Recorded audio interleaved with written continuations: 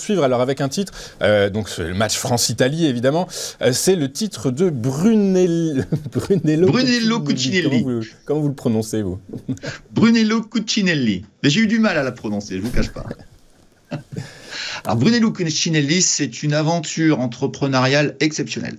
À vrai dire, dans les métriques, c'est-à-dire tous les chiffres qu'on a dit sur Hermès tout à l'heure, c'est les mêmes. C'est assez exceptionnel d'avoir je dirais, un parallélisme aussi impressionnant entre les deux sociétés. Mais ce qui est intéressant, c'est plus de parler de l'entreprise en elle-même, d'où elle vient. C'est en 1978 que Brunello Cucinelli a créé cette société et c'est vraiment un entrepreneur. Il faut vraiment aller voir sur Internet, de découvrir ce personnage. C'est un monsieur exceptionnel qui est vraiment un visionnaire et un philanthrope. Alors, il a créé sa société, il l'a installée dans un petit village italien dans l'Ombrie, au milieu de l'Italie, on va dire, ni au nord ni au sud, au milieu, et un peu au nord de Rome. Et qui s'appelle Solomeo et qui est un village de 400 habitants.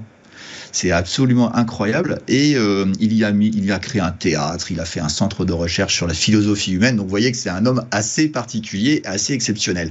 Et il a commencé par créer des pulls en cachemire. À vrai dire, c'est le roi du cachemire. Et donc assez peu connu par les Français, mais c'est une société qui ne fait que des produits vraiment de luxe et on est vraiment, par rapport à Hermès, exactement dans la même logique.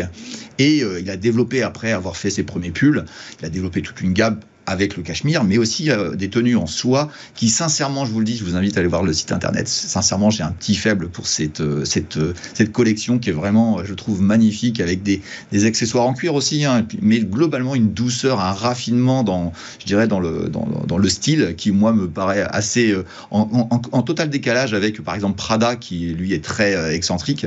Et c'est vraiment la marque de Brunello Cucinelli d'être vraiment plus soft, entre guillemets, dans ses looks.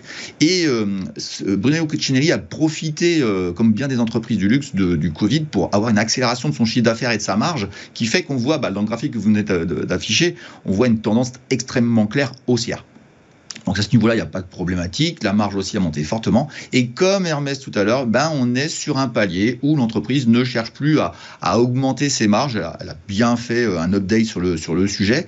Mais par contre, en termes d'évolution de chiffre d'affaires, c'est toujours pareil, hein. C'est une société qui fait un peu plus d'1 milliard de chiffre d'affaires en 2023, 1,1 milliard à peu près, et qui va vers 1,5 milliard à horizon 2026. Donc c'est vraiment une société... je dirais là aussi, les investisseurs long terme n'ont pas du tout d'inquiétude à avoir. Si ce n'est que graphiquement, on a été marqué sur la borne haute, sur la partie hebdomadaire, on a été marqué par une réaction du marché qui a été assez violente avec du volume. Donc il y a eu des gens qui ont vendu. Et je vais vous dire tout simplement pourquoi. C'est qu'on avait une valorisation à ce moment-là de l'ordre de 70 de PER. Et bien actuellement, on est revenu sur les métriques de Hermès qui sont autour de 50. Et donc on est vraiment équilibré. C'est-à-dire que l'exagération qu'on a eue en termes de prix est une exagération de valorisation. C'est pour ça que j'insiste un petit peu sur la notion de valorisation. Souvent, on voit les gens parler de graphique, mais la valorisation peut expliquer des mouvements graphiques. Et le mouvement graphique s'est fait un moment plus ou moins intelligent sur le haut du canal que nous apercevons. Et actuellement, en train de frotter sur une oblique qui me paraissait intéressant. Et je voulais en parler ce matin parce que tout simplement, Brunello Cucinelli vient de sortir ses chiffres ce matin. Et la réaction du marché a été légère, hein, plus 1%. Donc le graphique est légèrement biaisé. Parce qu'à vrai dire, on est sur un petit canal baissier de correction depuis cette vente, je dirais, assez volumique qui a eu lieu tout en haut, là on l'aperçoit, avec un gap qui avait été créé.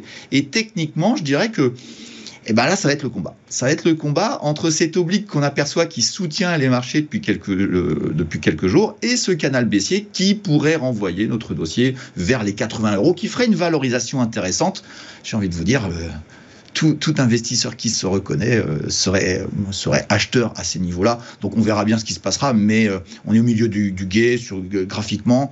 Et j'ai envie de vous dire, les vieux acheteurs n'ont aucune inquiétude. Et puis pour ceux qui cherchent un point d'entrée, ça serait pas mal que ça descende à 80.